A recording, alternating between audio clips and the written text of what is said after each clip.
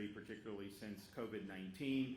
And we've really embraced the idea that we want our higher education system to reflect the best interests of the state of Florida. It's our view that when the taxpayers are funding these institutions, that we as Floridians and we as taxpayers have every right to insist that they are following a mission that is consistent with the best interests of our people in our state.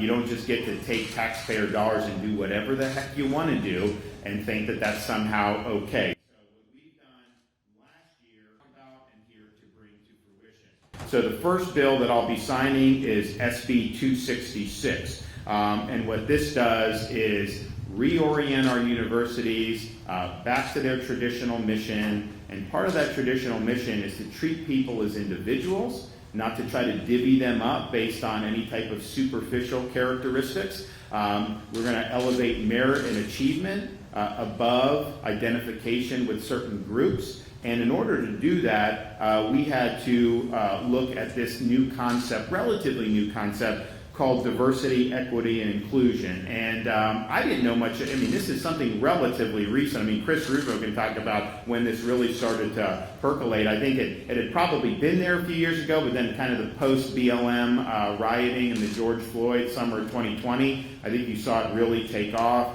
And on its face, I mean, when I see diversity, I think different viewpoints. Have a robust academic discussion in the university. Isn't that what they're for? In reality, what this concept of DEI has been is to attempt to impose orthodoxy on the university, and not even necessarily in the classroom, but through the administrative apparatus of the university itself, and that manifests itself in a number of different ways. But this has basically been used as a veneer to impose an ideological agenda, and that is wrong. And in fact, if you look at the way this has actually been implemented across the country, DEI is better viewed as standing for discrimination, exclusion, and indoctrination, and that has no place in our public institutions.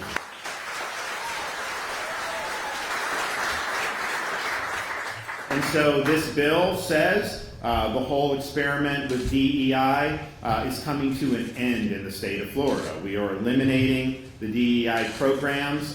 We are going to treat people as individuals. We're not going to treat people as members of groups. And it's also wrong how this has been implemented. It has been discriminatory, but it's also the fact that the more emphasis you place on something like a DEI, the less time emphasis you do, because of opportunity costs, on recruiting great teachers, on promoting things like STEM courses or other great courses that the students could really learn about from taking. So I think it's been a distraction from the core mission of the university, and I think that this is a needed corrective. We're also making a determination in this year's Florida's getting out of that game.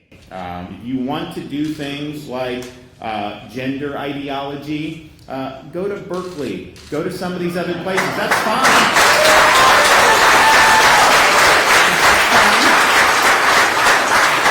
And there's nothing, if that's what you want to do, there's nothing wrong with that per se. But for us, with our tax dollars, we want to focus on the classical mission of what a university is supposed to be.